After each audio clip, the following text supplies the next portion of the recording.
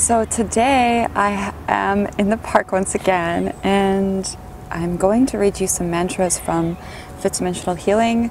If you would like to order a copy of this book, you can support me right now and go to Amazon and order a copy. I would love the support, and please leave a review, because the more reviews that I get, then the more people find the book and the more people are activated. So I included some beautiful Sanskrit mantras in this book because I feel like mantras are a beautiful way to really feel the effects of meditation. So when I first got into meditation, well, I got into meditation from witchcraft originally because I looked it up when I was 13 and I was like, okay, you have to meditate before doing spells or invoking goddesses, and I started to play around with it and it was really beautiful. It was really natural for me and familiar. And then in my later years, when I was really struggling with depression and things like that, I found like Hindu meditation and started to practice with mantras. And I really felt my energy moving, and that inspired me to continue to explore. Now I practice Vipassana meditation, Buddhist meditation, where I'm just sitting, but every once in a while I will go back to my mantras, whether they're Asian mantras or Indian mantras or some other alien mantras. But I find that the Sanskrit mantras are really powerful, and they make me come alive in such a beautiful way. So mantras are vehicles that allow you to transcend the mind, transcend the body, and move into spirit. They take you on a journey deeper and deeper and deeper into the sound until you become one with the sound. And because so many people, so many sages and wise people have given these symbols power, they are imbued with power. They are stored deep within our cellular memory. And when we say them, they activate things within us. They open portals within us that allow us to travel deeper within consciousness. Even if you're meditating just a little bit, the most important thing is consistency. If you meditate for like 10 hours in a day and then you don't do it for the rest of the month or the year, that's not very helpful. So consistency is very, very important when it comes to meditation. And when you sit down, what you want to do is just sit and breathe and just watch your breath. You can, there's a blue jay just laughing. So what you want to do is just sit and breathe. It's that simple. You can set an intention before, you can connect to the earth or heaven, surround yourself in light, do whatever you have to do to feel good and feel safe. You want to be in a safe environment, right? And then you can just say, I'm placing my mind on my breath now. And you can do simple Buddhist meditation, just watching your breath. And if you're thinking, you can just say thinking, come back to the breath. And it really is that simple, just watching the breath. There are so many beautiful benefits that come out of it. Even though it feels like you're doing nothing, you just have to commit to it. Because when you open your eyes, that inner work that you've done on yourself, you basically invoke spiritual energy to heal you. It's like you're drawing spiritual energy in through your crown chakra to fill your body with light. And that work that you do on yourself emanates into the physical. You notice more because you're filled with more light. Your path is illuminated. So mantras can be a way to really experience what I'm talking about. You start to feel your energy, you start to feel connected to the moment, you become one with the sound. And this is really great if you are a mental person like me and you just love thinking, right? So I want to share with you some beautiful mantras that you can try for yourself. And when you're listening right now, I'm going to sing a few of them. When you're listening, you want to just be open, right? You want to put your mind aside and you want to cast out judgment, because judgment comes from the mind, comes from duality.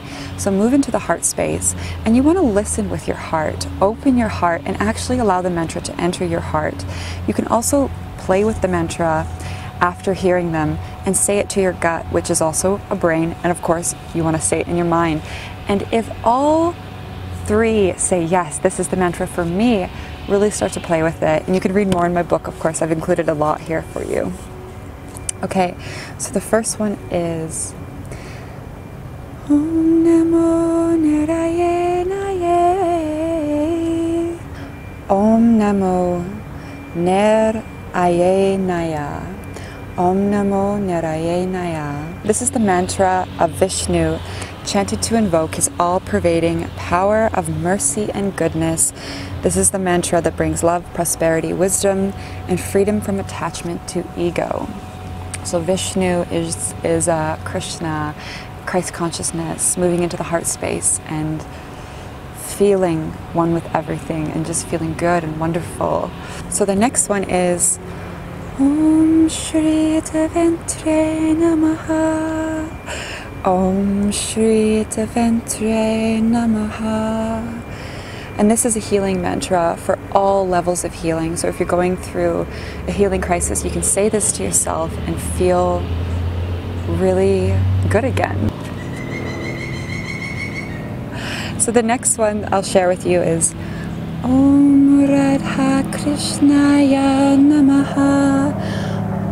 Om Radha Krishnaya Namaha, for beautiful spiritual relationships. And I'm going to share one more because I love the next one. Om Gam Shrim Mahalakshmi Swaha. So Om Gam Shrim Mahalakshmi Ye Swaha, which is Ganesha, remove obstacles. So Lakshmi can bring abundance, and Ganesha is the remover of obstacles. He's the scribe of the gods. He's really good for like calling in when you're writing and things like that. And Lakshmi is the goddess of beauty and love and riches and wealth and true wealth and abundance. I think a little animal's listening to us. So those are some mantras I just wanted to share. And if you feel called to explore this, you can check out my book, you can do your own research, and you can really just start to play and explore with how they make you feel. So words are symbols, and these symbols contain power from thousands of years of chanting and people putting power into them. Even if we don't understand them on an intellectual level, on a subconscious level, we definitely do. And our DNA is actually listening to these words.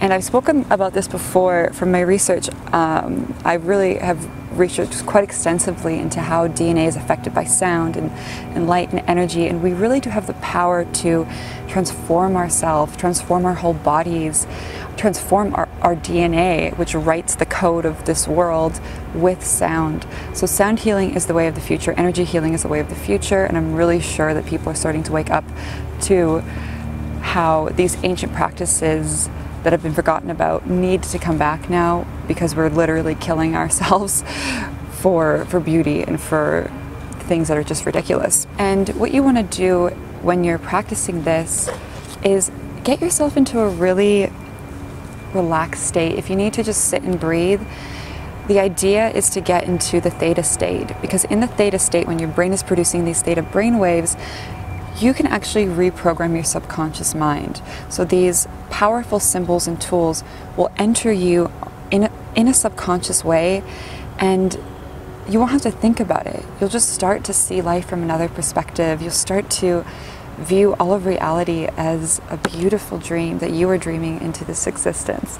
So thank you so much for listening, and I will see you in Intercitoria, the community. We're going to have lots of cool satsangs coming up. And please order a copy of my book if you're more interested in your spiritual journey and your healing journey. And thank you again. Okay.